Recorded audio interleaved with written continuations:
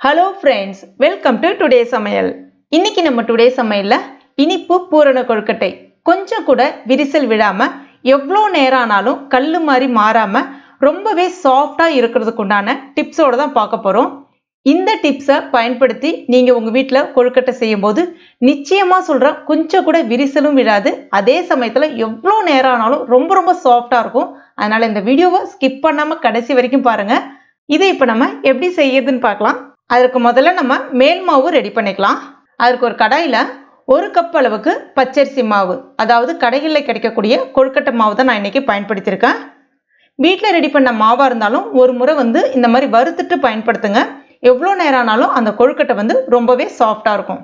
ஸ்டவ்வை மீடியம் ஃப்ளேமில் வச்சுட்டு ஒரு 2லேருந்து 3 நிமிஷம் மட்டும், அதாவது அந்த மாவு சூடேறினா மட்டும் போதும். ரொம்ப நேரம் வறுக்கணும் அப்படின்லாம் கிடையாது. ஆனால் கைவிடாமல் கலந்து விட்டுட்டே இருங்க. இப்படி லைட்டாக மாவு இப்படி தள்ளி விடும்போது பார்த்தீங்கன்னா அந்த ஓரங்கள்லேருந்து, அதாவது அந்த கடாயினுடைய ஓரங்கள்லேருந்து அந்த மாவு சட்டுன்னு இப்படி விழும் பாருங்க. இப்போதான் மாவு சரியான பக்குவத்தில் வந்திருக்குன்னு அர்த்தம். ஸ்டவ்வை ஆஃப் பண்ணிட்டு இதை அப்படியே ஆற வச்சிடலாம். இது அப்படியே ஒரு வாரம் இருக்கட்டும். அடுத்ததான் இன்னொரு பவுலில் 1½ டேபிள் ஸ்பூன் மைதா மாவு சேர்க்குறேன். மைதா மாவு உங்களுக்கு சேர்க்க விருப்பம் இல்லைன்னா நீங்கள் அதற்கு பதிலாக கோதுமை மாவு பயன்படுத்திக்கங்க. இப்போ இந்த மாவு கரைக்கிறதுக்கு ஒரு 1/4 கப் அளவுக்கு மட்டும் தண்ணி சேர்க்குறேன். தண்ணி சேர்த்துட்டு கட்டிலாம் இல்லாமல் இந்த மாதிரி நல்லா கரைச்சி விட்டுக்குங்க. எவ்வளோ நேரம் ஆனாலும் அந்த மேல் மாவு ரொம்பவே சாஃப்டாக வரணும் அப்படின்னா இந்த மெத்தடில் ட்ரை பண்ணி பாருங்கள். ரொம்ப ரொம்ப சாஃப்டாக இருக்கும். நான் மறுபடியும் சொல்கிறேன், உங்களுக்கு மைதா மாவு சேர்க்க விருப்பம் இல்லைன்னா தாராளமாக நீங்கள் கோதுமை மாவு பயன்படுத்திக்கலாம். அவ்வளோ சாஃப்டாக இருக்குங்க. இப்போ பாருங்கள், இது நல்லா மாவு கரைஞ்சிடுச்சு. இது ரெடி ஆயிடுச்சு. இதுவும் அப்படியே இருக்கட்டும். அடுத்ததான் பூரணம் ரெடி பண்ணிக்கலாம். ஒரு பேனில் 3/4 கப் வெல்லம் சேர்த்துக்குங்க. கூடவே அந்த வெல்லம் கரையிறதுக்காக ஒரு 2 ஸ்பூன் அளவுக்கு மட்டும் தண்ணி சேர்த்துக்குங்க. ரொம்ப நிறைய சேர்த்துறாதீங்க. சேர்த்துட்டு கொஞ்ச நேரத்துல அந்த வெல்லம் பார்த்தீங்கன்னா கரைஞ்சி வரும் இந்த மாதிரி. இப்போ இந்த வெல்லம் கரைஞ்சி ஒரு கொதி வந்துருச்சு. இது அப்படியே நம்ம எடுத்து எட்ட வச்சிடலாம். அடுத்ததாக ஒரு பேனில் 1 டீஸ்பூன் நெய் சேர்த்துக்குங்க. கூடவே 1 கப் தேங்காய் துருவல் சேர்த்துக்கலாம்.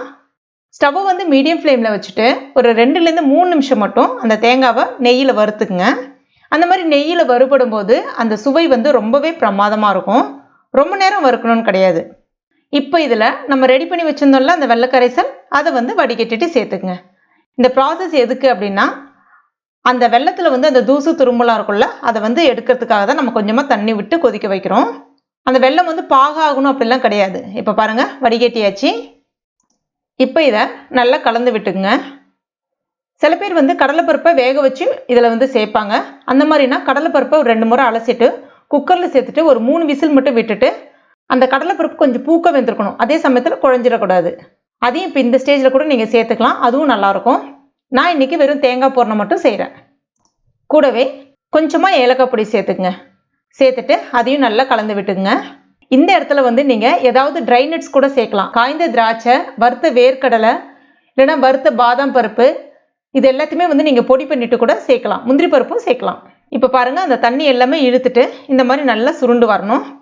இப்போ ஸ்டவ்வை ஆஃப் பண்ணிவிட்டு இதுவும் நம்ம அப்படியே எடுத்து எட்ட வச்சிடலாம். அடுத்ததாக ஒரு கடாயில் 1¼ கப் அளவுக்கு தண்ணி சேர்த்துக்குங்க.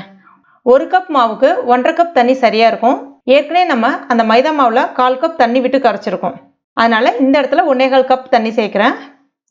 இப்போ அந்த மேல் மாவுக்கு தேவையான அளவுக்கு உப்பு, 1 டீஸ்பூன் நெய் சேர்த்துக்குங்க. அப்போ தான் அந்த மாவு ரொம்ப சாஃப்டாக வரும். இப்போ இந்த தண்ணி ஒரு கொதி வரட்டும்.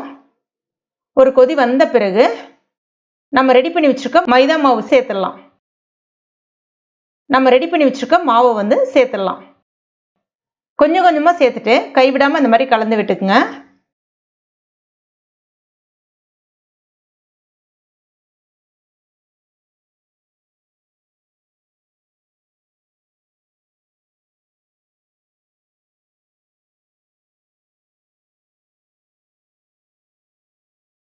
இப்போ பாருங்கள், இந்த மாதிரி வந்த பிறகு மூடி வச்சிடலாம். ஸ்டவ்வை கம்ப்ளீட்டாக சிம்மில் வச்சுக்கோங்க. மாவு கொட்டும் போதே நம்ம ஸ்டவ்வை கம்ப்ளீட்டாக சிம்மில் வச்சிடணும். 1 நிமிஷம் மட்டும் அப்படியே இருக்கட்டும். ஸ்டவ் ஆன்லேயே இருக்கட்டும். 1 நிமிஷத்துக்கு அப்புறமா இந்த மாதிரி வந்திருக்கும். உங்களுக்கு நல்லா சாஃப்டாக மாவு வெந்து வந்திருக்கணும். இப்போ ஸ்டவ்வை ஆஃப் பண்ணிவிட்டு இதை மறுபடியும் மூடி வச்சிடலாம். அந்த மாவு கை பொறுக்கிற சூட்டுக்கு கொஞ்சம் வரட்டும், அப்படியே இருக்கட்டும். அப்போ தான் அந்த மாவும் உள்ளுக்குள்ளே நல்லா வெந்து வரும். இப்போ இப்போ பாருங்கள் கொஞ்ச நேரம் ஆயிடுச்சு. மாவு நல்லா வெந்து வந்திருக்கு. அதே சமயத்தில் ரொம்ப சாஃப்டாக வந்திருக்கு பாருங்கள். தொடும்போதே தெரியும் உங்களுக்கு, அவ்வளோ சாஃப்டாக இருக்கும். இதை ஒரு தடவை நல்லா பிசைஞ்சு விட்டுட்டு கையில் கொஞ்சமாக நெய்யோ இல்லைன்னா நல்லெண்ணெய்யோ தொட்டுட்டு பிசைஞ்சு விட்டுக்குங்க. இப்போ பாருங்கள் இந்த பதத்துக்கு இருக்கணும். கிட்டத்தட்ட நம்ம சப்பாத்தி மாவுலாம் பிசைஞ்சோன்னா எவ்வளோ சாஃப்டாக வரும் அந்த அளவுக்கு இருக்கணும். கொஞ்சம் கூட அங்கங்கே கட்டிலாம் இல்லாமல். அடுத்ததான் நான் ஒரு பட்டர் ஷீட் எடுத்திருக்கேன். அது மேலே கொஞ்சமாக நெய் தடவிருக்கேன். பட்டர் ஷீட் உங்ககிட்ட இல்லை அப்படின்னா வாழை இலை இல்லைன்னா எண்ணெய் கவர் இதில் எது வேணாலும் நீங்கள் பயன்படுத்திக்கலாம். மாவு வந்து கொஞ்சமாக எடுத்துட்டு நல்லா அழகாக உருண்டையை உருட்டிட்டு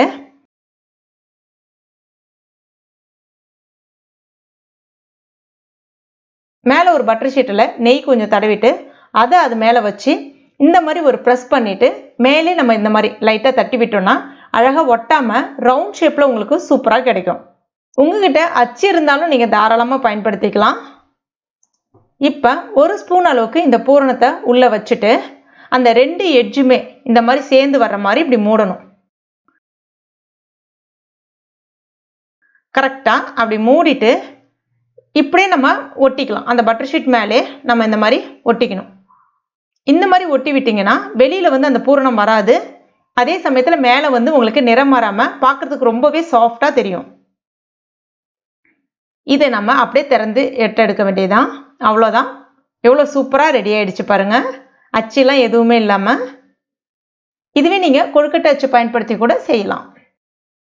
இப்போ பாருங்கள் கையால் நல்லா தட்டிட்டு நல்ல மெல்லியதாக தட்டிங்க. ரொம்ப திக்காக தட்டணும் கிடையாது. நல்ல மெல்லியதாக தட்டிட்டு கொஞ்சமாக சேர்த்துட்டு இந்த மாதிரி 2 பக்கமும் ஒன்றா வர்ற மாதிரி க்ளோஸ் பண்ணிவிட்டு கையால் இந்த மாதிரி அழுத்தி விட்டுக்குங்க. இதுவும் ரொம்ப சூப்பராக வந்திருக்குல்ல. அடுத்ததா கொழுக்கட்டை அச்சு வச்சு உங்களுக்கு நான் செஞ்சு காமிக்கிறேன். இப்போ அதில் வந்து கொஞ்சமாக நெய் தடவிருக்கேன். கொஞ்சமாக மாவு வந்து உள்ளுக்கு அது மாதிரி சேர்த்துட்டு நம்மளுடைய கட்டை விரலால் லைட்டாக இந்த மாதிரி சுற்றி அழுத்தி விட்டுங்க. நடுவில் ஹோல் வர்ற மாதிரி அழுத்தி விட்டுங்க. ரொம்ப சுலபமாக செய்யலாம் இந்த மெத்தடு. அடுத்ததான் நம்ம வச்சுருக்கிறத கொஞ்சமாக சேர்த்துட்டு பூரணத்தை மேலே அப்படியே லைட்டாக சீல் பண்ணுறதுக்காக ஒரு மாவு மட்டும் இப்படி வச்சு ஓரங்களில் இந்த மாதிரி நல்லா அழுத்தி விட்டுக்குங்க. அப்படியே தடவி விட்டுங்க. அப்போ தான் 2 மாவும் ஜாயின் ஆகும்.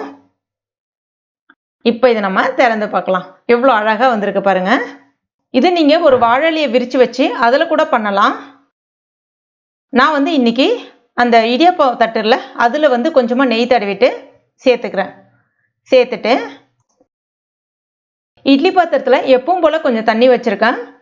தண்ணி வந்து அது மேலே ஏறிடக்கூடாதுன்றதுக்காக ஒரு வெறும் இட்லி தட்டை மட்டும் அது மேலே வச்சுட்டு அதுக்கு மேலே நம்ம வந்து கொழுக்கட்டை ரெடி பண்ணதை வச்சுட்டு இப்போ இதை மூடி வச்சிடலாம். ஸ்டவ் வந்து நல்லா ஃபாஸ்ட்டாகவே இருக்கட்டும். 10 நிமிஷம் மட்டும் அப்படியே இருக்கட்டும். ரொம்ப நேரம் வேக விட்டிங்கன்னா கண்டிப்பாக வந்து ஹார்டாகிடும். அதனால் 10 நிமிஷம் மட்டும் அப்படியே வச்சுருங்க. இப்போ ஒரு 10 நிமிஷம் ஆயிடுச்சு. இதை நம்ம திறந்து பார்க்கலாம். கொழுக்கட்டை பாருங்கள் எவ்வளோ சாஃப்டாக கொஞ்சம் கூட விரிசல் இல்லாமல் சூப்பராக வந்திருக்கு பாருங்கள். இது வந்து உடனே எடுத்துடக்கூடாது. கொஞ்ச நேரம் அந்த தட்டை எடுத்து எட்ட வச்சுட்டு கொஞ்ச நேரம் மட்டும் ஆறட்டும். ஆறுனதுக்கு அப்புறமா எடுத்து வச்சிங்கன்னா அவ்வளோ சாஃப்டாக இருக்குங்க. நம்ம இதில் இந்த மைதா மாவு பயன்படுத்தியிருக்கோம். மைதா மாவு கோதுமை மாவு ரெண்டுத்தில் எது வேணாலும் பயன்படுத்தலாம். இதில் வந்து அதை சேர்த்து செய்யும்போது பார்த்தீங்கன்னா எவ்வளோ நேரம் ஆனாலும் கிட்டத்தட்ட ஒரு 10 மணி நேரம் 12 மணி நேரம் ஆனாலும் அந்த கொழுக்கட்டை வந்து கொஞ்சம் கூட விரிசல் விழாமல் கொஞ்சம் கூட கல் மாதிரி மாறாமல் அவ்வளோ சாஃப்டாக கிடைக்குங்க. இது ரொம்ப ரொம்ப ஒரு சூப்பரான டிப்ஸு. இந்த டிப்ஸோட உங்கள் வீட்டில் ட்ரை பண்ணி பாருங்கள். அவ்வளோ சாஃப்டாக அந்த கொழுக்கட்டை வந்து சூப்பராக வரும். இப்போ பாருங்கள் உள்ளே எப்படி பூரணம் சூப்பராக இருக்குது பாருங்கள். கண்டிப்பாக இந்த மெத்தடில் உங்கள் வீட்டில் ட்ரை பண்ணி பாருங்கள்.